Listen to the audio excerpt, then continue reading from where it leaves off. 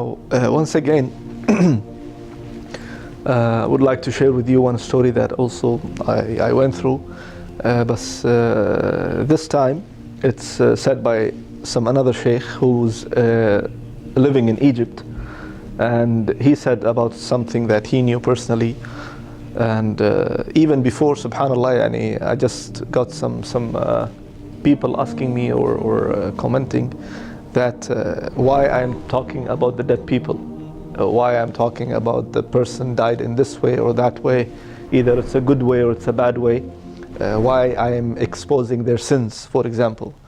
So first of all, there is a fatwa of the mashayikh that there is no harm in mentioning the stories of the dead people, either they died in a good way or a bad way, for ibrah, for us, for our lesson.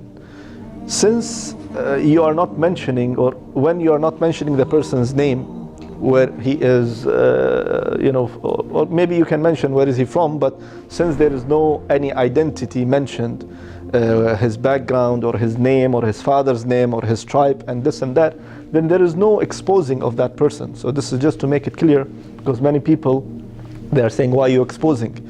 Or why Sheikh Abbas, for example, rahimahullah, why he's exposing. So no, he clearly mentioned it, that I'm not exposing, and I spoke to the mashayikh and they told me since there is ibrah and other people are getting lessons out of this certain incident, then there is no problem, inshallah ta'ala. So now this sheikh is mentioning about one lady, and she lives in a place in Egypt called Sharqiyya, and she's a doctor in one of the biggest hospitals in Cairo. Now, unfortunately, this sister, she started working in that specific hospital, and unfortunately, she is among those who are putting full makeup, no hijab, full perfume, and high heel, and going, and beside all this, what she's doing, Allah gave her the beauty. She's beautiful.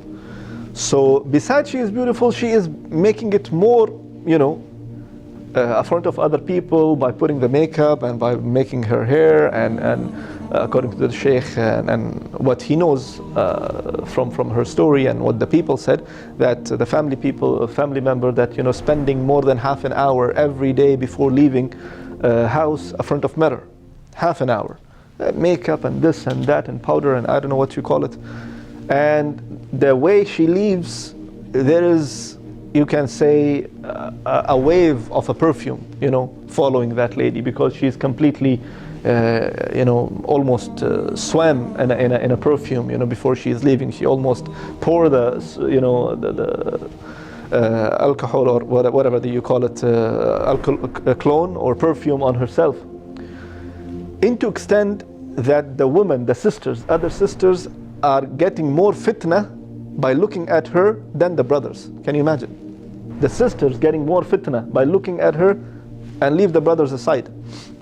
So some of the sisters, by looking at her and her beauty and the way she is dressed up and the high heel and making noises and while she is walking and all this, so some other ladies, those who are wearing hijab, now they are feeling sad and depressed that look at her beauty, look how she dressed up and all these things. And Allahu Alam, how many people really removed their hijab, or maybe start wearing makeup or start putting perfume because of that sister, and all that actions are against that sister who's a doctor.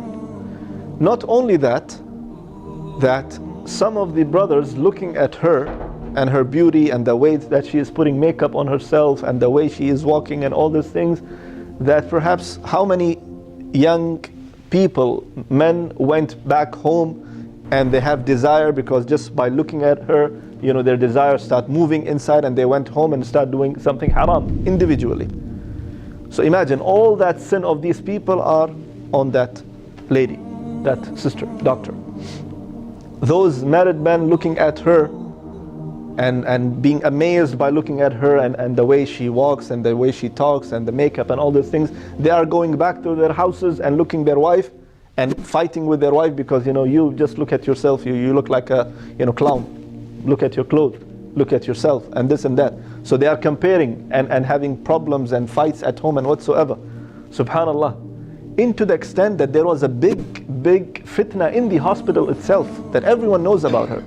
That, everyone, the doctors trying to being nice and kind to her and trying to, be a friend with her and whatsoever, and chaos going on because of this lady. So some of the other doctors and sisters and female doctors, they start reminding her about Allah subhanahu wa ta'ala, that sister, what you are doing is now way beyond, that any doctor will do, As a doctor, you just wear normal clothes of a doctor and you can come, but that extraordinary makeup and perfume and that is something not correct.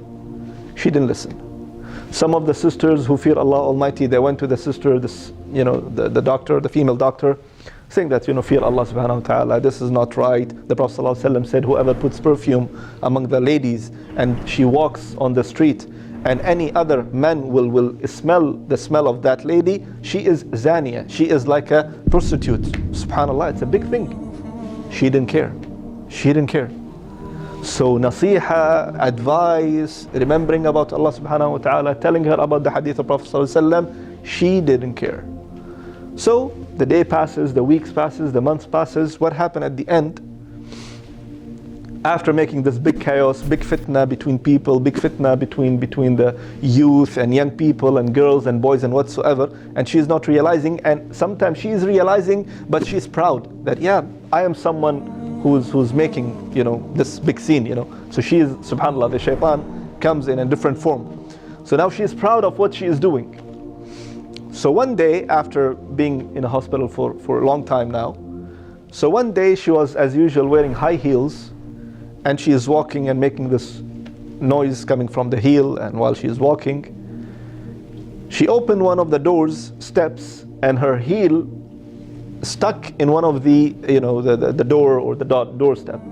So suddenly she fell on her face. When she fell on her face, immediately at that moment, she died. Immediately. The way she fell down on her face, it was the qadr of Allah subhanahu wa ta'ala that she died. Now this is not the story. The story here, that where she used to make fitna and the doctors are crazy about her, and then the young people are crazy about her and doing sins behind her and whatsoever. Now on the same hospital, she was given ghusl and she was admitted in one of the freezers for a couple of time, and then they put her in the coffin, they took her to one of the ambulance. While the ambulance now going from the hospital all the way to the graveyard, the man starts smelling something unusual in the car. So he's checking the dashboard. Is there anything wrong? I'm smelling something that is unusual. He stopped the car. He went outside. He opened the bonnet. You call it bonnet, right? The hood of the car. Okay. So he opened. He checked. Nothing. Where is this weird burning smell coming from? He closed the hood. He came inside. He started driving, but still he can smell something is burning. So he stopped the car again, and even the driver, the ambulance guy, and next to him the assistant and whosoever, they came out of the car. They start checking the tires, and they lay down in the car. They're checking. There's nothing. And they didn't even think anything else beside that. They check the hood, they check the engine, nothing is there. They check the tires. After some time, nothing is there. They start driving again. For the third time, they couldn't bear the smell, where this smell is coming from. So they stopped the car and they checked the car entirely. And when they opened the back door of the car, they found the body and the coffin was on fire. Subhanallah. How, where, who, you don't know. How this has happened, you don't know. Something happened internally, it is from Allah, Wallahu a'lam. So that coffin, it was burning, and that beautiful person and the beautiful body and whatsoever that she was proud of, it was completely burnt out, it was completely black. Subhanallah. So by the time, they saw that this is, and nothing happened. only the body where exactly it was only that part is burning. Nothing.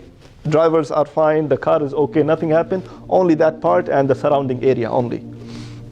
So they called the people that, this is what exactly happened, the management sent another car, they took her, and the thing is that her body is completely burnt out, the kafan was completely black, they couldn't do anything about it, and all they did is they wrapped her in a new kafan and they put her as it is in the qabr. And the Prophet ﷺ said in a hadith, as the ulama mentioned, that if you die on a certain thing, on a certain action, you will be resurrected on the certain action on the Day of Judgment. If someone dies on sujood, he will be resurrected on the Day of Judgment in a sujood position. The one who died in a bad way, in a bad condition, he will be resurrected on the Day of Judgment on bad condition. And subhanallah, that's why it is our duty, my brothers and my sisters, those who are watching, that we should fear Allah subhanahu wa ta'ala. It is not randomly that Allah mentioned in the Quran, قُلْ لِلْمُؤْمِنَاتِ, tell the believer women to lower their gaze and put hijab on themselves, and many other ahadith of the Prophet sallallahu alaihi wasallam, that not putting the perfume, not making the fitna. The other hadith of the Prophet sallallahu alaihi wasallam, when he went to the Isra al-Mi'raj, he says, I saw the most of the people of the hellfire, I saw them the women. It's not that we are against women, no, even men will be in the hellfire, but why women? Because they are the one who can make more fitna than the men. Imagine, and this was one of the discussions that was going on with me and one of the brother, a student of knowledge, that see how sensitive this issue is, that when the sister walks out in the market or even comes on the social media, now she is not wearing hijab, right?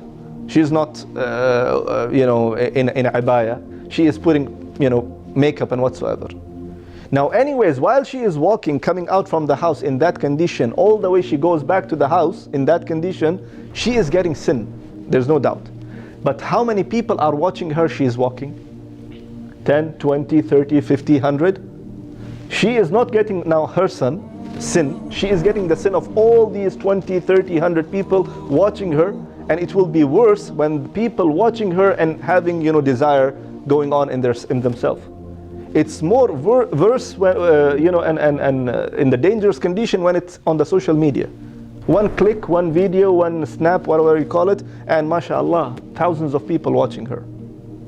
All those who are watching her without hijab, without this and without that, plus those who are having this desires towards her, all this millions of people and thousands of hundreds of people will be on her scale on the Day of Judgment.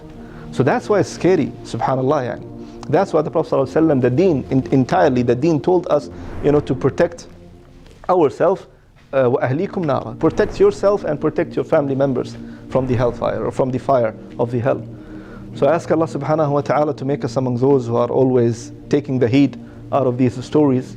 And we are not just mentioning these stories for nothing, no, except for ibra. We don't want to die in a bad condition, so we will be resurrected in front of Allah subhanahu wa ta'ala and the entire khalaiq, entire human being on the Day of Judgment, and we are on a certain act, a'udhu billah. In fact, we try our best to be, alhamdulillah, in da'wah field, in ibadah, in Quran and dhikr and whatsoever. So we ask Allah subhanahu wa ta'ala that we die on that specific act, so we will be resurrected in front of Allah subhanahu wa ta'ala on that. And that's remind me about the previous story, if you remember, the one who gave da'wah to the people, and then his friend died, and they accused him and they put him. He died in the prison while he is giving da'wah. And inshallah he will be resurrected in front of Allah subhanahu wa ta'ala while he is giving da'wah. And this is what we want. So this is a short reminder for myself and my brothers and sisters as well. And ask Allah subhanahu wa ta'ala to make us among those who are always getting the ibrah whenever we go through any incident or any story or even tafsir of the Quran or the hadith of Prophet Muhammad sallallahu alayhi wa sallam. Jazakum Allah khair.